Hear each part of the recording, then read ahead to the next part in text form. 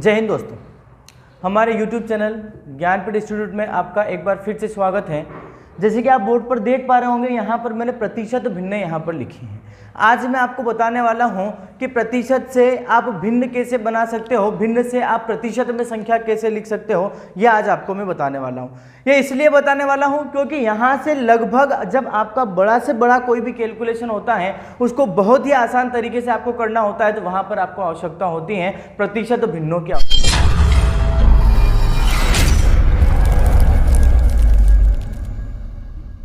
ये प्रतिशत भिन्न आपके एक तो खुद प्रतिशत वाले टॉपिक में काम आएगी, एक लाभ हानि में आपको काम आएगी, एक आपको एसआई में काम आएगी, सीआई जब आप पढ़ोगे, चक्रवृद्धि ब्याज पढ़ोगे, साधारण ब्याज पढ़ोगे, तो वहां पर आपको बहुत ही काम आने वाली चीज है। क्योंकि देखो यहाँ पर जब आप प्रतिशत भिन्नों का यूज करते हो तो बहुत सारे फार्मूले तो वैसे ही छूट जाते हैं। अगर क्योंकि देखो यार, जब आपको मैथ्स को अगर बिना फार्मूले से पढ़ना है, बहुत कम कैलकुलेशन में पढ़ना है, तो आपको भिन्नों का नॉलेज जरूर होना चाहिए। ठीक है, तो देखिएगा आज अपन पढ़ते हैं भिन्न बनती कैसे हैं। यहाँ तो मैंने लिखा है आपके सामने 1/2 को, जैसे कि अपन क्या लिखते हैं, सॉरी यहाँ पर 50% है, 1/2 को अपन 50% बोलते हैं और 1/20 को अपन 5% बोलते हैं। 1/2 से मैंने यहाँ पर लिखा है 1/20 तक यहाँ पर लिखा है। बाकी मैं आज आपको बताऊंगा कोई सी भी भिन्न हो, यहाँ पर आपके पास जो बेसिक भिन्न लिखी हैं, अगर आपको इनका नॉलेज है तो आप कोई सी भी भिन्न यहाँ पर आप बना सकते हो। क्योंकि देखो आज मैं इसलिए ये टॉपिक लेकर आया हूँ, भिन्न आपको इसलिए बताना चाहता हूँ कि अगली बार जब अपन नया टॉपिक पढ़ेंगे तो वहाँ पर इन भिन्नों का यूज करना अपन स्टार्ट करेंगे। तो देखिएगा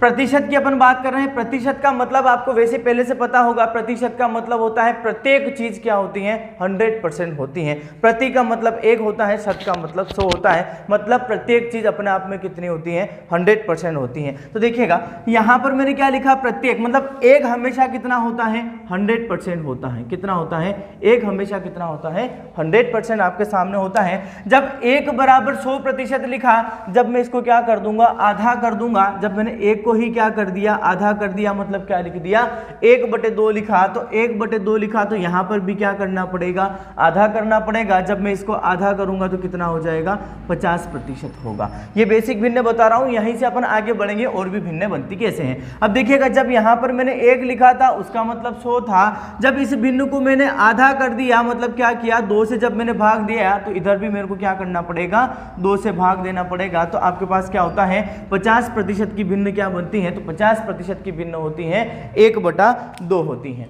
देखिएगा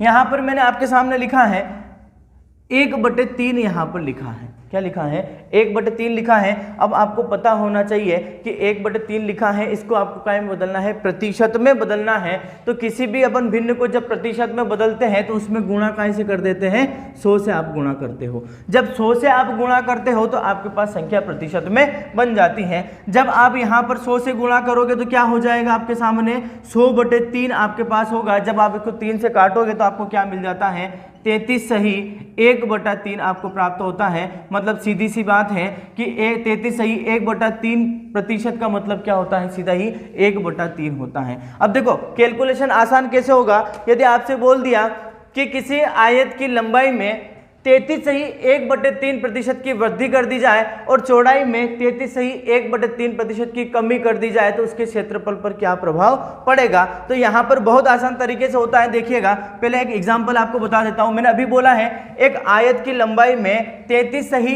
1/3% की वृद्धि हो जाती है। तो आपको सीधे से पता है कि 33 सही 1/3 का मतलब क्या होता है, 1/3 होता है। अब देखिएगा यहाँ पर क्या हुआ, यहाँ पर मैंने लिखा 1/3। ये 1/3 लिखा, जो यहाँ पर आपके पास जो हर वाली संख्या होती है, हर वाली संख्या होती है हमेशा कौन सी होती है, वास्तविक संख्या होती है। कौन सी होती है, वास्तविक संख्या होती है। ठीक है, और यहाँ पर जो आपके पास अंश होता है वो परिणामी संख्या होती है। जैसे कि यहाँ पर अपन कुछ मानते हैं, जैसे मैंने मान लिया 50% की वृद्धि करनी है। जब मैं यहाँ पर 100 में 50% की वृद्धि करूंगा तो यहाँ पर आप कैसे लिखते हो, या तो 150 लिख सकते हो, सीधे ही आप 50% निकालो। तो आप 50% निकालते हो तो वृद्धि कितने की होती है, 50 की, मतलब आप क्या लिख देते हो, 150 बन जाता है। मतलब सीधी सी बात है, यहाँ पर आपको मानने की कुछ आवश्यकता नहीं पड़ती है। जब 33 सही 1/3% की वृद्धि करना है, मतलब क्या क्या हो जाता है, वृद्धि कितनी हो रही है, 1/3 की वृद्धि हो रही है। यहाँ पर ये संख्या बटे में जो होती है हर वाली संख्या होती है वास्तविक संख्या होती है, और ये ऊपर जो होता है अंश आपका, ये कौन सी संख्या होती है, परिणामी संख्या होती है, जो आपको परिणाम प्राप्त होता है। ठीक है, अब देखिएगा इसी को मैं बता देता हूं। अब देखो उसने क्या बोला था, अभी यहां पर आपके सामने था कि जब एक आयत की लंबाई में 33 सही 1/3% की वृद्धि कर दी जाए, मतलब वृद्धि कितनी कर रहे हो, 1/3 की आप वृद्धि कर रहे हो, मतलब परिणामी मतलब वास्तविक संख्या आपके पास क्या थी, 3 थी, उस पर वृद्धि कितने की हो जाएगी, 1 की वृद्धि हो जाएगी। मतलब पहले उसकी लंबाई कितनी थी, 3 थी, अब उसकी लंबाई कितनी हो चुकी है, 4 हो चुकी है। ठीक है, फिर अगली बार बोला उसकी चौड़ाई में 33 सही 1/3% की कमी कर दी जाती है। मतलब सीधी सी बात है, पहले उसकी वास्तविक संख्या क्या थी, तो यहाँ पर वास्तविक संख्या आपके पास 3 थी, उसमें कमी कितने की हो गई है, 1 की जब कमी हो जाएगी, क्योंकि परिणाम प्राप्त होता है कि यहाँ पर जब 3 का आप 33 सही 1/3% निकालते हो तो आपको प्राप्त क्या होता है, 1 ही प्राप्त होता है। यहाँ पर कमी हो रही है तो यहाँ पर अपन माइनस करेंगे तो आपको क्या मिल जाएगा, 2 आपको मिल जाएगा। पहले उसकी लंबाई 3 थी, बाद में 4 हो चुकी है, पहले उसकी चौड़ाई 3 थी, बाद में 2 हो चुकी है। तो देखिएगा लंबाई पहले टोटल अपन जब इसके क्षेत्रफल की बात करेंगे तो लंबाई गुणा चौड़ाई होता है, तो लंबाई गुणा अपन चौड़ाई करेंगे तो कितना प्राप्त होता है, 9 प्राप्त हो जाएगा, और यहाँ पर 4 दूनी कितना हो जाएगा, 8 हो जाएगा। मतलब पहले क्षेत्रफल कितना था, 9 था, बाद में क्षेत्रफल कितना हुआ, 8 हुआ, मतलब कमी कितने की आ गई, 1 की कमी आ गई। यहाँ पर प्रतिशत की जब अपन बात करेंगे तो आंसर प्रतिशत में देंगे। फिलहाल देखिएगा और भी अपन भिन्न सीखते हैं ना।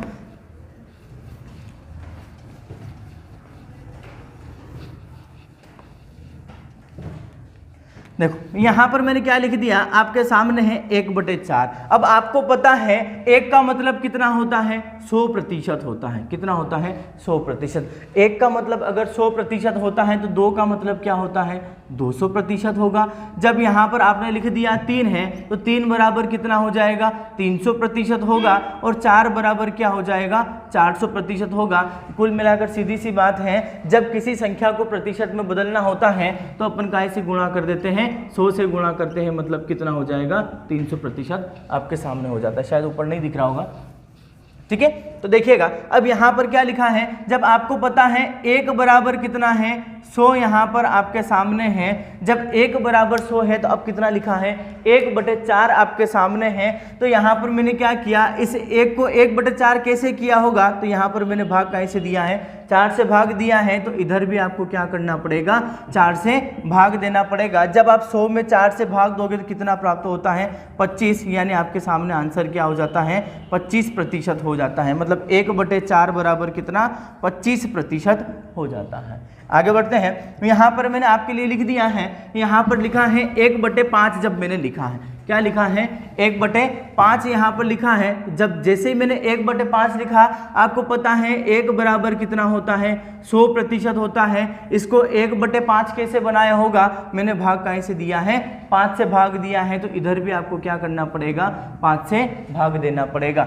जब यहाँ पर 100 में आप 5 से भाग दोगे तो कितना प्राप्त होता है, 1/5 बराबर कितना हो जाएगा, 20%। मतलब सीधी सी बात है, 20% की भिन्न क्या हो जाती है, 1/5 हो जाती है। आपने क्वेश्चन देखा होगा, अगर शक्कर के मूल्य में 20% की वृद्धि हो जाती है तो उसके खपत में कितनी प्रतिशत की कमी कर दी जाए कि उसके खर्च पर कोई प्रभाव ना पड़े। इस टाइप के क्वेश्चन आते हैं तो वो भी आप करोगे तो कैसे करोगे, फ्रैक्शन से करोगे तो बहुत आसान तरीके से होंगे, आपको कोई कैलकुलेशन नहीं करना पड़ेगा। ये आपको बहुत जगह काम देगा। लाभ हानि प्रतिशत, आप इधर चलिए तो आपके पास CI, SI साधारण ब्याज, चक्रवृद्धि ब्याज, आपको क्षेत्रमिति में आपको काम देगा। बहुत सारी जगह आपको ये काम देने वाली चीजें हैं। तो आज मैं आपको यही बताने वाला हूं कि भाई भिन्न बनती कैसे हैं। यहां पर मैंने आपके लिए क्या लिख दिया, 1/6 लिखा है। अब 1/6 लिखा है तो अभी मैंने बताया था किसी भी संख्या को जब प्रतिशत में बदलना होता है तो अपन क्या कर देते हैं, 100 से गुणा करते हैं। मतलब आपको क्या प्राप्त हो जाता है,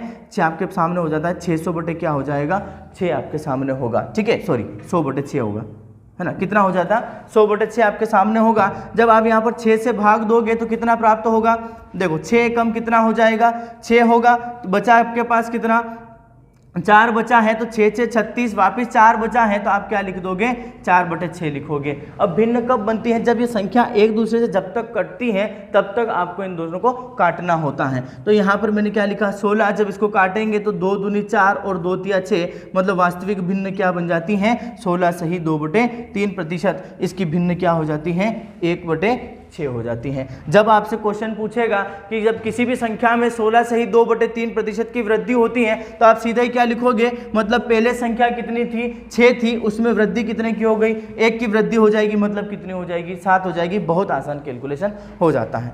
ठीक है, देखिएगा आगे बढ़ते हैं। अब देखो यहां पर मैंने आपके सामने लिखा है सारी भिन्न जो मैंने 1 के बटे में लिखी है, जब इसको आगे बढ़ा दिया जाए, जैसे कि आपसे पूछ लिया जाए कि आप बताइए 2/5 किसकी भिन्न है, 2/5 किसकी भिन्न है, या इसको प्रतिशत में बदलिए। तो देखो आपको पता है यहाँ पर आपको कम से कम 1 से लेकर 1/20 तक तो भिन्न आपको याद होनी चाहिए। ठीक है, तो यहाँ पर आपको पता है 1/5 का मतलब कितना होता है, तो यहाँ पर मैंने क्या लिखा है, 20% लिखा है। कितना लिखा है, 20% लिखा है। अब देखो 1/5 बराबर 20% है, तो यहाँ पर मैंने क्या लिख दिया, जब 1/5 बराबर 20% है तो इसको मैंने 2/5 कैसे बनाया होगा, आपने गुणा कहीं से किया है, 2 से यहाँ पर आपने गुणा कर दिया है। जब 1/5 में आप गुणा 2 से करोगे तो कितना प्राप्त होता है, 2/5 आपको प्राप्त होता है। जब आपको 2/5 प्राप्त हो ही चुका है, जब यहाँ पर 2 से गुणा किया तो इधर भी आपको क्या करना पड़ेगा, 2 से आपको गुणा करना पड़ेगा। जब यहाँ पर 2 से गुणा करोगे तो कितना प्राप्त हो जाता है, 40%। गुणा कहीं से किया, 2 से, मतलब 40% की भिन्न क्या होती है, 2/5 होती है। आगे बढ़ते हैं, मैंने आपके सामने लिख दिया 3/7 यहाँ पर लिखा, क्या लिखा, 3/7 लिखा है। इसको काय में बदलना है, बताइए प्रतिशत में क्या होगा, यही आपको बताना है। जब आप प्रतिशत में बताओगे तो आपको यहाँ पर पता होना चाहिए, देखो बताना किसका है, 3/7 का आपको बताना है। अब देखो यहाँ पर क्या आपके सामने 1/7 के बारे में आपको पता है, 1/7 का मतलब क्या होता है, 14 सही 2/7 होता है। तो यहाँ पर मैंने क्या लिख दिया, 1/7 बराबर कितना लिखा, 14 सही 2/7 यहाँ पर मैंने लिख दिया है। अब देखो इसको 1/7 से 3/7 कैसे बनाया होगा, आपने गुणा कैसे किया है, 3 से गुणा किया है, तो इधर भी आपको क्या करना पड़ेगा, 3 से गुणा करना पड़ेगा। क्या करना पड़ेगा, 3 से गुणा। जब आप यहाँ पर 3 से गुणा करोगे तो 3 से जब गुणा आप यहाँ पर करोगे तो 14 से गुणा करना पड़ेगा, 14 14 28, 14 क्या कितना होता है, 42 होता है। तो आप सीधे ही एक तो क्या लिख दो, 42 लिख दो। ठीक है, जब 3 का गुणा 2 में करोगे कितना हो जाएगा, 6 हो जाएगा, बटे में क्या है, 7 है। तो आपके पास 3/7 की भिन्न क्या प्रतिशत क्या होता है, तो 42 सही 6/7% की भिन्न क्या हो जाती है, 3/7 होती है। ठीक है, और देखो और आगे बढ़ते हैं। यहां पर मैं आपके सामने लिख देता हूं, यहां पर मैंने आपके लिए लिखा है 106 सही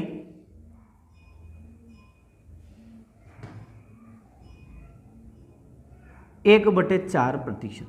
क्या लिखा मैंने, 106 सही 1/4% यहाँ पर मैंने लिखा है। अब देखो जब आपसे पूछ लिया जाएगा कि 106 सही 1/4% की भिन्न क्या है, तो आपको पता होना चाहिए क्या होगा, आपको पता है 6 सही 1/4 बराबर कितना होता है, 6 सही 1/4 बराबर कितना होता है, 1/16 होता है। तो इसको 2 टुकड़े कर लिए जाते हैं। यहाँ पर मैंने क्या लिखा, 100% प्लस क्या लिख सकता हूँ, 6 सही 1/4% यहाँ पर मैं लिख सकता हूँ। अब देखो 100% का मतलब कितना होता है, 1 होता है, तो 1 आपने लिख लिया है। यहाँ की अपन बात करेंगे तो 6 सही 1/4 का मतलब कितना होता है, 6 सही 1/4 बराबर कितना होता है, 1/16। तो यहाँ पर मैंने क्या लिख दिया, 1/16 यहाँ पर लिखा है। अब आपको इसकी भिन्न बनानी थी तो बहुत आसान, 16 एकम 16 और एक कितना हो जाता है, 17, यानी आपके पास क्या हो जाएगा, 17/16 होगा। तो यहाँ पर आप सीधी सी बात करेंगे तो यहाँ पर क्या हो सकता है, 17/16। ठीक है, और इसको आप एक और कैसे लिख सकते हो, तो सीधा ही आप लिख सकते हो 1 सही 1/16 आप यहाँ पर लिख सकते हो,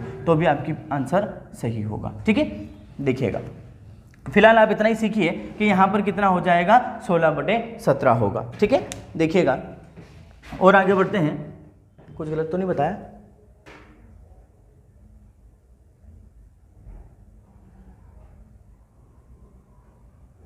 हाँ ठीक है। देखिएगा आगे बढ़ते हैं। आज आप भिन्नों की इतनी प्रैक्टिस कर लेना कि जब अपन कल से या तो मैं सीआई स्टार्ट करूंगा या फिर खुद प्रतिशत जब अपन स्टार्ट करेंगे तो यहाँ पर बहुत आपको इनकी आवश्यकता पड़ने वाली है। और पहली बात, अगर जब आपको भिन्नें बहुत अच्छे तरीके से याद होती हैं तो आप पूरी ही मैथ्स लगभग कम से कम 80% मैथ्स आप बिना फार्मूले के आप खत्म कर पाते हो। 80% मैथ्स बिना फार्मूले के आप खत्म कर पाते हो। आपका 80% कैलकुलेशन आसान हो जाता है। ठीक है, कोई सा भी बड़े से बड़ा कैलकुलेशन होता है, अगर आपको फ्रैक्शंस बहुत अच्छे से पता है तो बहुत ही आसान तरीके से आप कर पाते हो। ठीक है, आगे बढ़ते हैं। यहाँ पर मैंने आपके सामने क्या लिख दिया है, देखिएगा यहाँ पर मैंने लिखा है 107 सही 9/13% की भिन्न क्या होगी, ये आपसे पूछा गया है। ठीक है, अब देखो यहाँ पर 107 सही 9/13% की अपन बात करें तो इसके दो टुकड़े अपन कर सकते हैं। मैं क्या लिख सकता हूँ, यहाँ पर मैंने क्या लिख दिया 100% अलग कर लिया, यहाँ पर 7 सही 9/13% अलग यहाँ पर लिख दिया, बीच में प्लस लगा लो, जोड़ेंगे तो आपको तो मिलना तो यही है।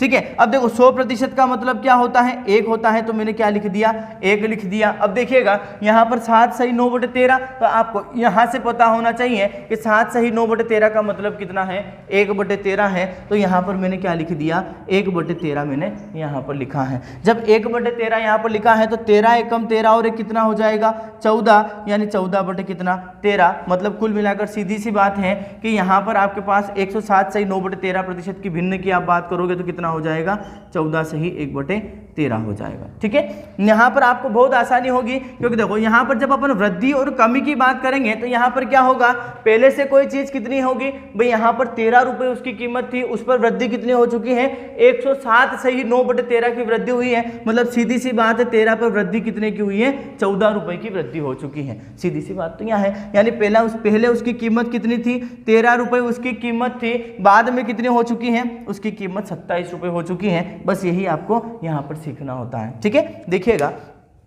आगे बढ़ते हैं। यहां पर मैंने आपके सामने लिख दिया कि आप बताइए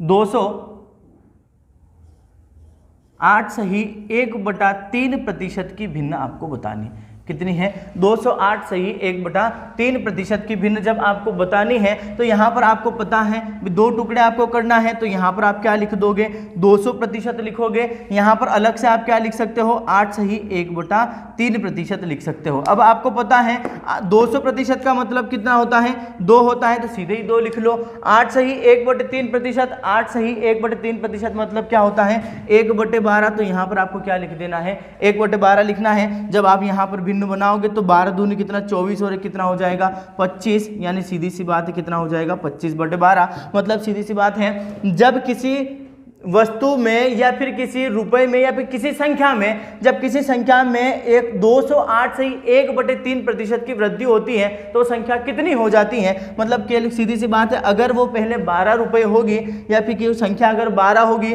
उसमें वृद्धि कितनी होगी 208 सही 1/3% की वृद्धि, मतलब उसमें वृद्धि कितने की हो रही है 25 रुपए की वृद्धि हो रही है। कितने की वृद्धि हो रही है 25 रुपए की वृद्धि हो जाती है। 12 थी बाद में 25 रुपए की वृद्धि हो जाती है, बस यही आपको बताना होता है। ठीक है,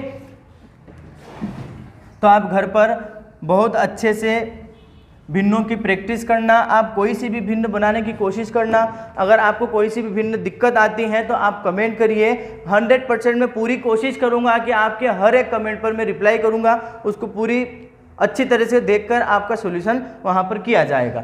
ठीक है, तो देखिएगा एक भिन्न और मैं आपको बता देता हूं, जैसे कि आप यहां पर लिख सकते हो, मैंने अभी आपको बताया था यहां पर क्या लिखा है 1/4, जैसे मैंने लिख रखा है कितना होता है 25% होता है। कितना होता है 25%। अब जब आपके सामने आ चुका है कि आप बताइए, यहां पर आपके सामने हो जाएगा कि 3/4 बराबर कितना प्रतिशत होता है, तो सीधी सी बात है आपको 3/4 बताना है। तो यहाँ पर जब 1/4 था तो आपने 3/4 कैसे बनाया होगा, तो यहाँ पर आपने गुणा कैसे किया है 3 से गुणा किया है, तो आप यहाँ पर भी गुणा कैसे कर दोगे 3 से गुणा करोगे, मतलब 1/4 बराबर कितना 25% होता है तो 3/4 बराबर कितना 25 दिया कितना होता है 75%, यानी 75% की भिन्न क्या होती है 3/4 होती हैं। अब जब भी आपके सामने कोई प्रतिशत की बात होती है तो आप सीधे ही काय में लिखोगे, भिन्न में लिखकर अगर आप कैलकुलेशन करते हो तो बहुत आसान हो जाता है। चक्रवृद्धि ब्याज में आपने देखा होगा भाई 20% की वृद्धि होती है, फिर 20% की वृद्धि होती है, फिर 20% की वृद्धि होती है। इस टाइप के क्वेश्चन होते हैं। अगर जनसंख्या की अपन बात करते हैं, किसी शहर की जनसंख्या 5 लाख है, उस पर प्रत्येक साल 20% की वृद्धि होती है, तो सीधी सी बात है, जैसे यहां पर मैंने क्या लिख दिया 1 लाख मैंने मान लिया या फिर 1000 मान लिया, कितना लिखा 1000 मैंने लिखा है। अब यहां पर उसने क्या बोला 3 वर्षों तक वृद्धि हो रही है, प्रत्येक वर्ष वृद्धि कितनी होती है 20% की वृद्धि होती है। कितनी वृद्धि होती है 20%। तो आपको पता होना चाहिए 20% बराबर कितना होता है 1/5 होता है। मतलब पहले जनसंख्या 5 थी, उस पर वृद्धि कितनी हो जाती है 1 की वृद्धि हो जाती है। मतलब सीधी सी बात है, आप क्या लिख सकते हो 6/5। अगले साल वापस वृद्धि हो रही किस पर 5 पर 1 की वृद्धि, मतलब क्या लिखोगे 6/5। वापस एक बार और वृद्धि हो रही, मतलब क्या लिखोगे 6/5। अब जब आप कैलकुलेशन करते हो तो बहुत ही आसान कैलकुलेशन आपका हो जाता है। इसी टाइप के जब क्वेश्चन आपके सामने होंगे, आप भिन्नों से करोगे तो बहुत आसान तरीके से आप कर पाओगे। तो आप प्रैक्टिस करिएगा भिन्नों की, मन से कुछ भी आप भिन्न लिखिएगा, उसको बनाइएगा। नहीं आती है तो आप कमेंट करिए, तो मैं आपका रिप्लाई ज़रूर करूँगा। अगर आपको चैनल पसंद आया है, वीडियो पसंद आया है, तो प्लीज़ वीडियो को लाइक करिए, शेयर करिए और सब्सक्राइब करिए। Thank you so much. मिलते हैं नेक्स्ट वीडियो में अगली ट्रिक के साथ। Thank you so much.